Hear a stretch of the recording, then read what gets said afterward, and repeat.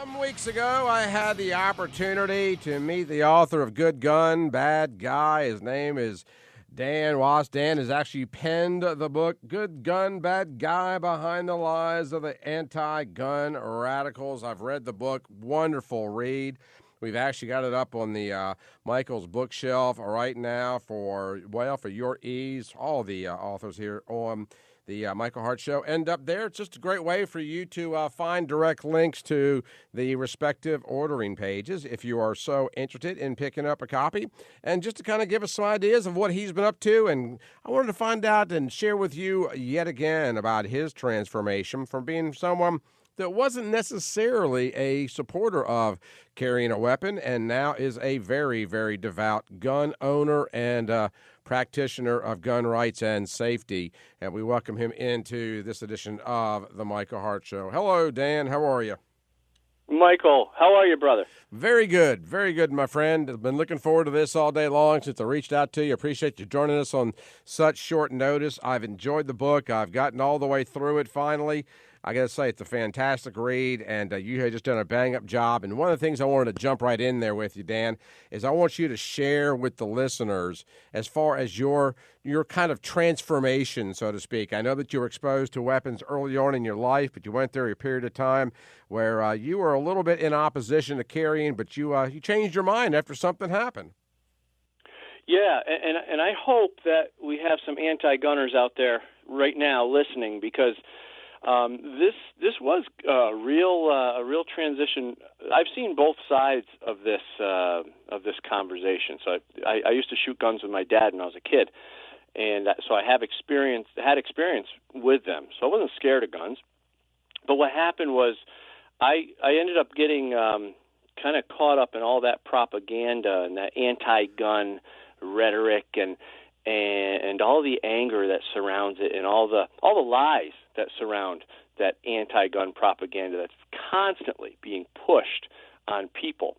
And I actually got caught up in it and started to kind of believe it and go anti-gun, even though I knew I had a foundation and understanding of gun safety and I knew how to use them.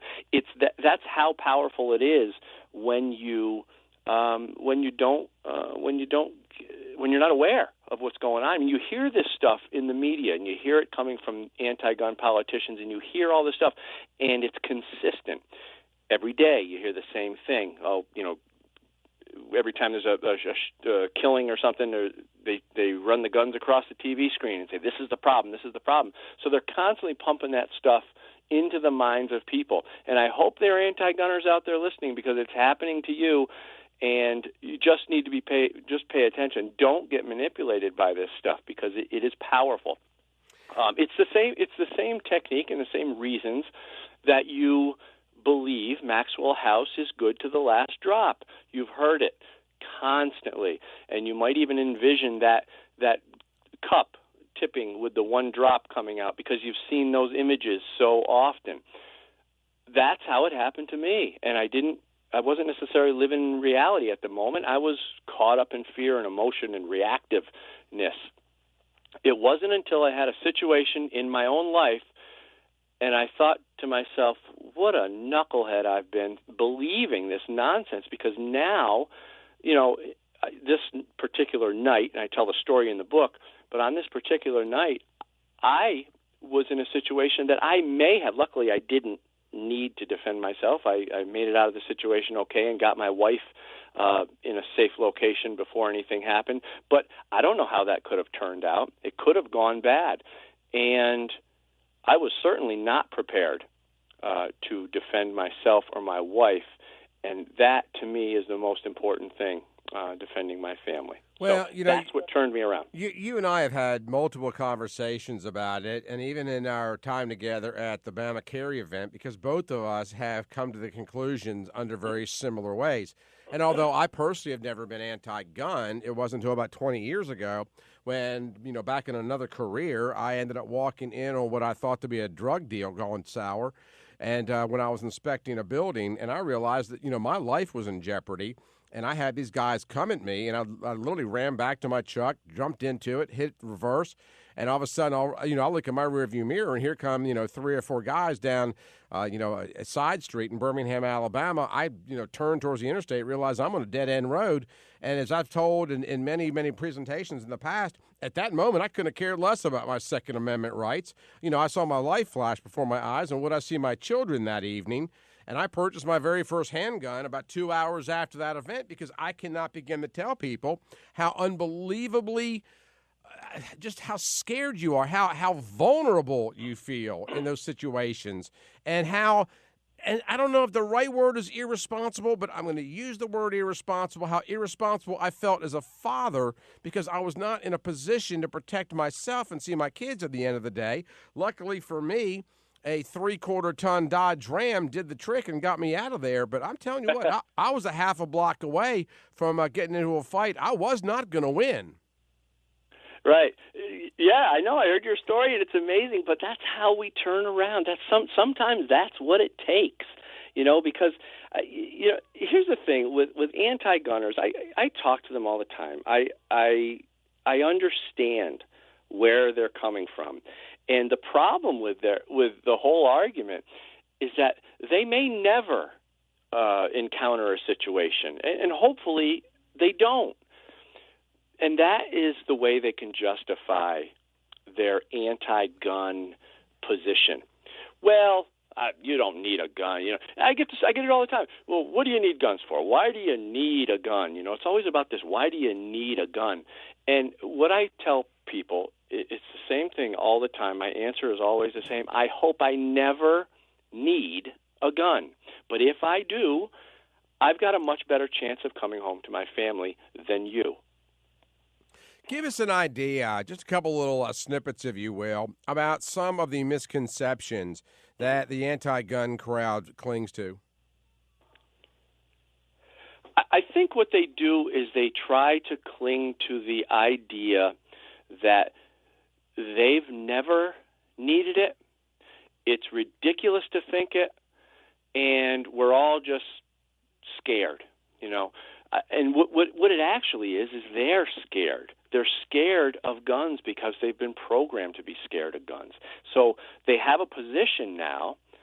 They can't go back because they've already denounced guns.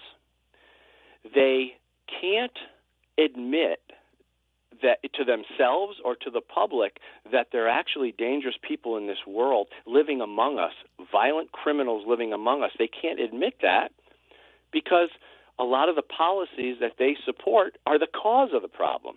So you have two things. They have two things that are holding them there in that position. The fact that they support the policies that help breed this violent behavior in this country, and the fact that they've already denounced the one thing that could protect them. They've already denounced guns. They can't go back on that because it means something about them if they were to admit that they were wrong.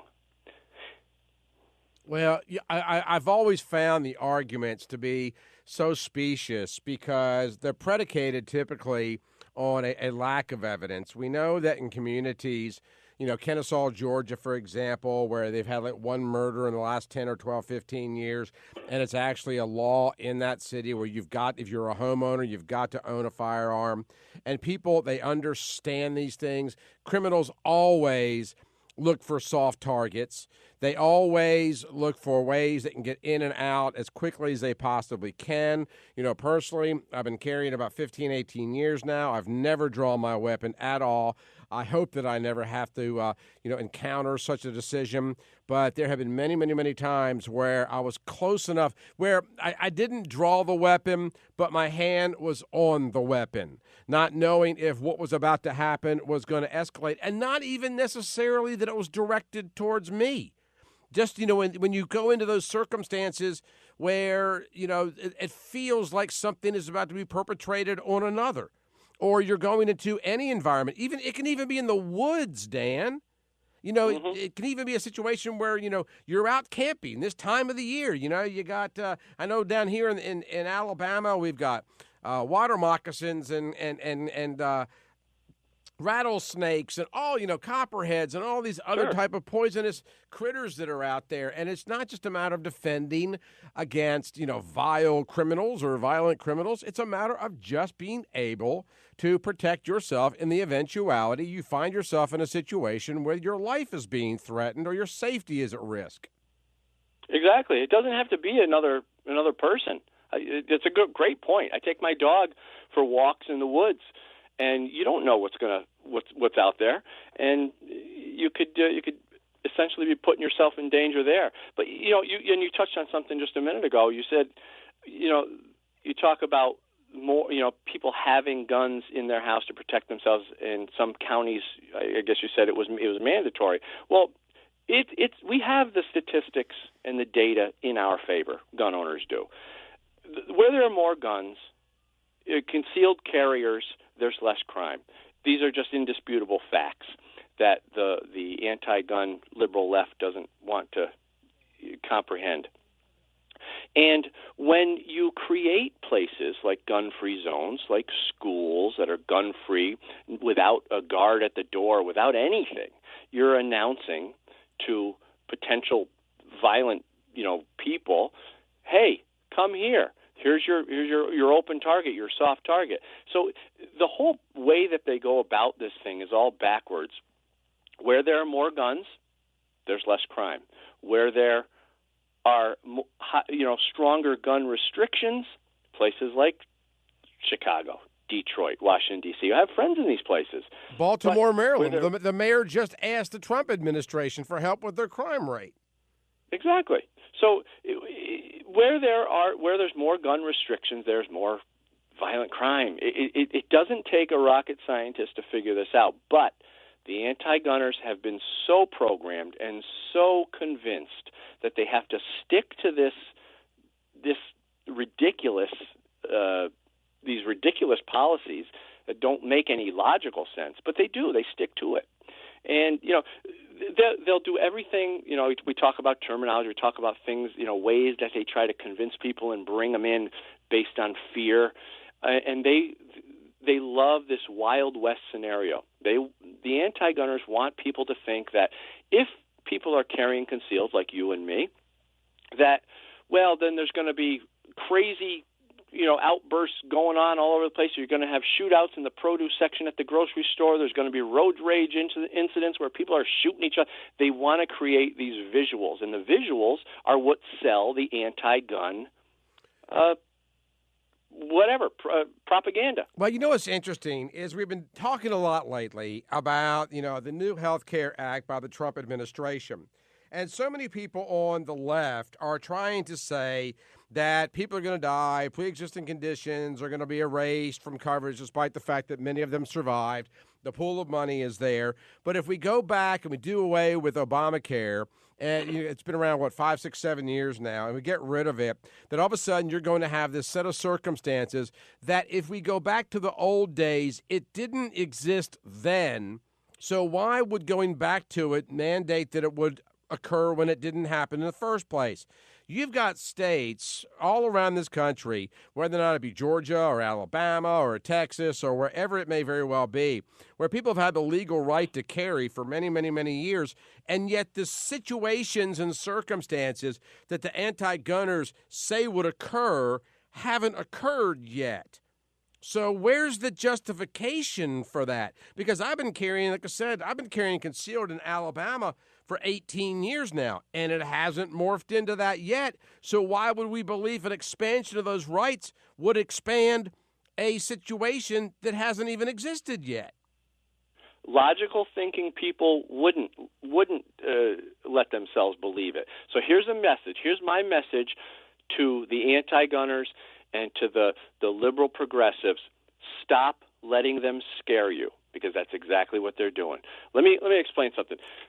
Anti-gunners and pro-gunners look at guns through a different lens. Anti-gunners will see guns through a lens of murder.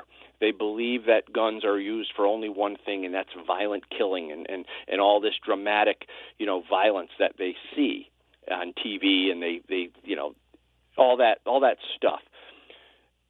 Pro-gunners, gun owners, see guns through a different lens. a lens of self-protection, life preservation, and hunting and sporting and things like that. So, but the difference is when they see it through that lens of murder. And here's a story. I don't know if I told you this story, but I've told this story a couple times. I have a friend who's anti-gun, and she always tries to convince me that how guns are dangerous and all that stuff. So she's telling me this story, how she's in line at the bank, and the guy in front of her has a gun on him. He's a security guard or something. He's just in line cashing his check, and he's got an open carry. And she says, "Don't you think that's a little crazy?" And I said, "Why? What are you talking about? The guy had a gun." Okay. She said, "Well, don't you think that's dangerous?" And I said, why is that dangerous?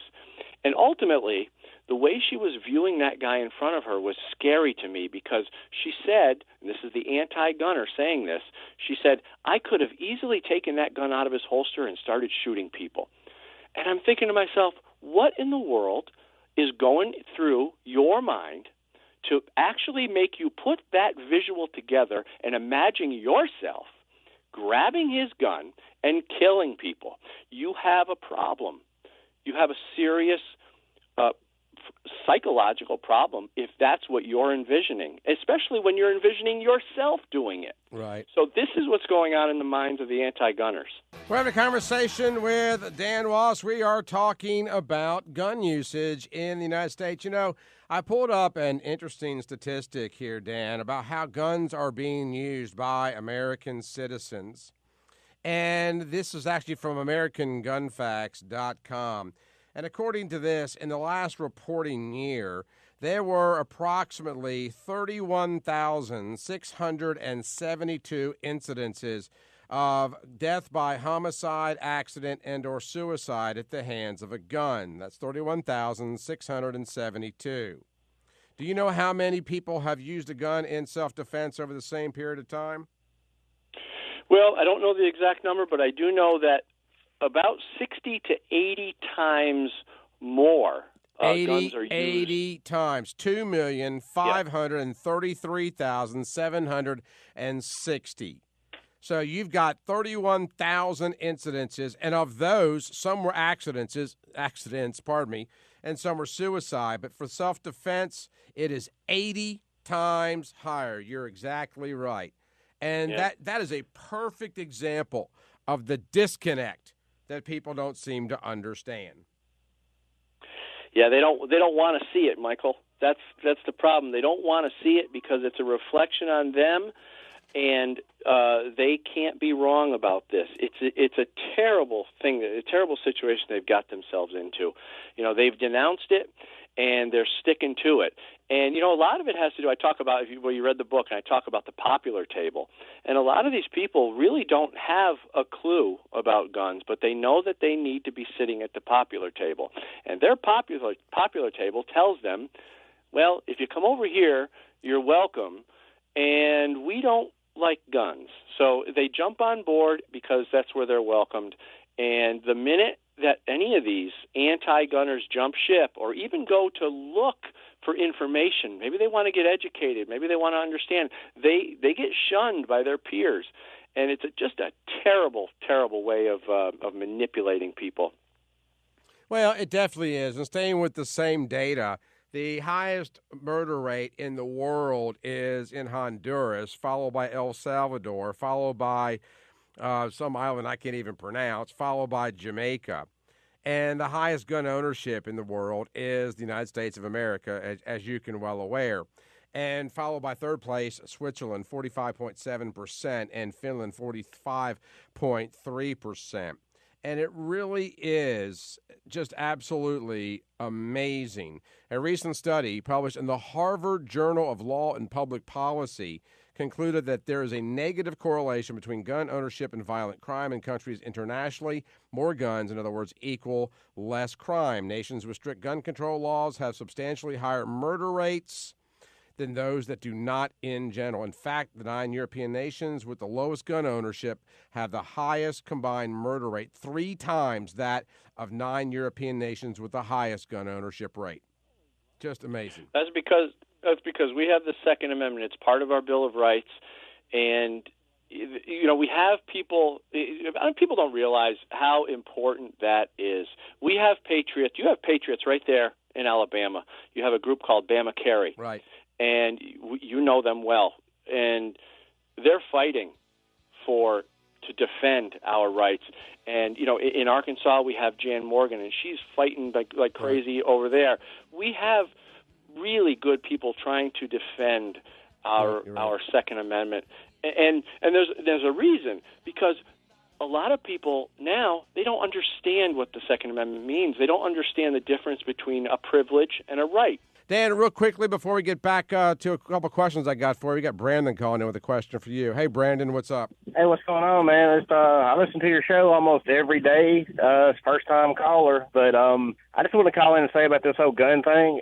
I agree. I'll never understand where these people come from as far as, like, their ideas and stuff, like them creating scenarios and things like that. I mean, what are these people supposed to do if they're ever caught in a situation like you were, Mr. Hart? I mean, and you have a family, that's right there with you. What are you supposed to do? I guess they think they're going to talk their way out of it. Well, I mean, I don't understand. They say, guns don't kill people, people kill people. Then why are they charging people with murder? Why not charge the gun with murder, put the gun in jail? It doesn't make sense. I mean, yeah, the question is definitely valid. Yes, Brandon, you're right. There's no logic. There's no logic to it. It's all fear-based, and they really don't have any logic because they don't have experience with guns. We're talking to people who don't have any actual experience. You ask any anti-gunner, well, which one of your guns is the scariest? They've never owned a gun. They don't get it. All they know is that they're scared to death of them. Yep, you're right. Brandon, good call. Thanks for making it. Hey, I appreciate it, man. Y'all have a good day. You too. Thanks, Brandon. Some weeks ago, Dan, I took the love of my life to a little town up in North Alabama called Mentone. And one of the things...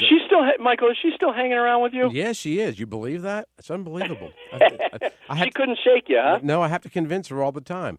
But, she's not a real big animal person. She's had small dogs all of her life. And so I got this great idea that, because it's beautiful up there and you've got these gorgeous waterfalls and whatnot, that I'm going to rent for the day, or at least a few hours, a couple of horses, and we're going to go on a trail ride. Well, she's like, I don't want to get on the back of a horse. Well, I got her on the back of a horse, Dan, and you know what? She had a wonderful time because she was exposed to the horse. And, we went out. It was a great day. It was a little cold, a little misty, but it was a wonderful, wonderful afternoon. And, all of a sudden that fear, because she was exposed to that animal, has dissipated. And it's not dissimilar when it comes to anything you're fearful of. Yeah, this is just simple psychology, simple basic psychology. When you learn about something and you gain an education on something, the fear goes away. All fear is not knowing, the outcome, right. Is not knowing about the thing. Once you understand it, the fear is gone. But anti-gun radicals are training people to be so scared that they stay away from the range and they don't learn. Right. Well, have you ever heard that fear is actually an acronym? An acronym? I've heard there's a few of them. What do you got? Well, FEAR stands for false evidence appearing real. Appearing real, yeah, exactly. Yeah, that's the one I was thinking of too. Yeah, exactly. It's false evidence. There's no evidence. It's just hypothesis. Right. And when you live your life based on hypothesis, you don't have a real logical understanding of reality. No, you're exactly right. It's not shocking that these people are running around scared to death of guns because they've never given themselves the opportunity to learn about it. Right, exactly. Sad. It is sad. Let's get to Tom's call here real quick. Hey, Tom, what's up? Hey, good afternoon. I've got a question for you. I live in Germany, and I'm just home visiting, but I have this conversation with a lot of my liberal German friends, and the liberal left seems to hang on to that ideology, too, that if we would just adopt the European model to register everything, highly regulate everything, crime would be so low over there, just like this, or over here, like it is over there. And with my friends that own German guns, it is extremely difficult. You have to have a safe in your house. You have to register your guns with the local police. They can come in your house and inspect your safe, inspect your guns at any time. And we go round and round with this do loop of the Second Amendment and a right as opposed to a privilege. They don't quite understand that. And then when I bring up, the 1930s, well, Hitler took all your guns away. Then the conversation immediately shuts down, because once you mention Hitler and the Nazis, you cannot talk about that in Germany. So with our liberal left, how do you suggest you counter that argument with when they bring up, well, Europe doesn't have any guns and they have relatively low crime? Yeah, the thing is, we can throw statistics at them, and we do that all the time, but that doesn't do it. See, what we have to understand, first of all, is that a lot of these people, they want a controlled society. There's a difference between liberals and conservatives, and the big difference is, I believe, liberals don't want to make those decisions. They want those decisions made for them. They like the idea of a controlled society. They'll be told where to go, when to go, what to wear, what to drive, how to get there. When that to them is a cookie cutter environment. That's this utopia, this utopian world view. And I think some people want that, because making decisions in life and taking responsibility for yourself, for some people, is scary. So I think understanding that much about them, at least we understand where they're coming from. It's easier to talk to them when we understand that. But if we're trying to fight with them and argue with statistics and stuff, they disregard it, because they can't change their view. Yep, if they change their view, that means they'd be wrong. Good call, Tom. Thank you so much for making it. Thanks, Tom. What's interesting is that a lot of people don't realize that in a lot of European countries, you don't have the freedom of foot, so to speak. Here in the United States, you can go from New York to Alabama or Georgia. You can pretty much traipse anywhere that you want to. We've got the liberties of freedom and the ability to be able to express our views. And as you point out, there are many, many, many places in this world where people simply do not enjoy those freedoms and liberties. And freedom and liberty does create an environment where, people can pretty much do what they want to do. And so life is not restrictive. And as such, we are left up to, our own independence, our own self-reliance, our own self-responsibility, where in a lot of European countries, and I don't know if this plays out in Tom's neighborhood in Germany, but, there are places where everything you do is mandated by the state, all the way down to your protectionisms, but I think it creates a false sense of protection. But here in the United States, we do have the freedoms to be able to move fluidly, amongst certain communities. And in fact, liberty is something that if you're going to live free, you've got to defend that freedom. And if you live in an environment where you have restrictive liberties, Dan, there's not as much to protect. Yeah, and here's the big thing. And let's go over there on the other side right now for a minute. Let's get into the minds of those people. With the reason freedom scares some people, I believe, is because along with that freedom and that right to do what you want, there's also a responsibility. If you screw up, you got to pay. You got to pay the price. If you make a mistake in life, you pay the price. That scares people to death because they don't want that responsibility. Responsibility scares some people.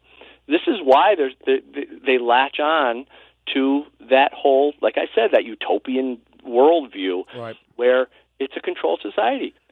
Well, I also think it speaks to, what Tom brought up about the Nazis, is that in Germany, when you start bringing things like that up, obviously there are the horrors of the Holocaust, but also it brings up the issue of how could a government, any government, do that to any population of people?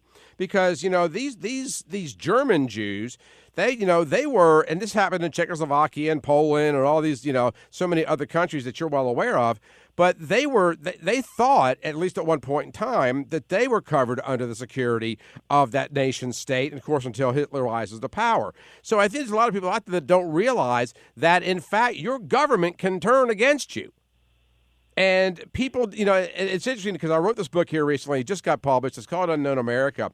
And I tell a story in one part of the book about what's called the Battle of Athens, Tennessee, which happened back in the late 40s, early 50s, about a bunch of returning veterans from World War II that had to overthrow the government of Athens, Tennessee, because their elections were rigged.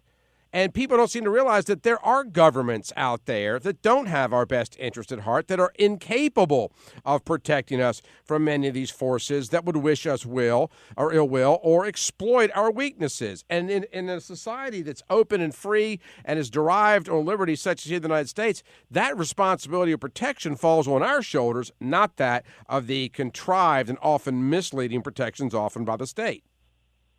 Well, that's exactly why the Bill of Rights was added. Because our founders knew. They just got done fighting the British Army for their freedom, for their independence. They knew that this is possible. And they said, if the government wants to put together an army, we want our rights to be known. And like I said before, the Second Amendment, it's not a privilege. It's not given to you by man. That's just an acknowledgement of the right that you have as being a human being. It's an inherent right. And, so that's exactly why what we're talking about here is exactly why we have the Constitution, the Bill of Rights primarily. And people don't get it. I mean, young people today, I notice, just don't seem to have any regard. It's so important. It's the most important thing. Right. When we're talking about a society like this. It's the most important thing that we should be defending, and they don't. They actually don't want it anymore. It's That's crazy. Right. Well, we have one guy who listens to the program named Keith Humphreys, and he just tweeted me a moment ago. Says gun ownership is what kept Japan from attacking our mainland during World War II. And then he sends me another one. It's a quote. Says, you cannot invade the mainland United States. There would be a rifle behind every blade of grass. That apparently was General Yamamoto. And he's absolutely right. And I read a stat some years ago that I think it's like 480,000 guns. I can't guarantee my math on this, but it's high. 480,000 guns are somewhere in the neighborhood, like in North Dakota alone. And I don't think the people realize that America still has a standing militia, and it's us. Yeah, and we have about 322 million people. And that's, we have as many guns as we have people in this country. You're exactly right. Dan, unfortunately, I'm out of time for this particular segment. I appreciate you popping by today. Now, do you have a website for you in particular? Yes, goodgunbadguy.com. Goodgunbadguy.com by Dan Wos. Dan, thank you so much for your time. Let's talk again real soon. Anytime, Michael. You got my number. Thanks for having me. Got my number. Thanks for having me. Got my number. Thanks for having me. Got my number. Thanks for having me.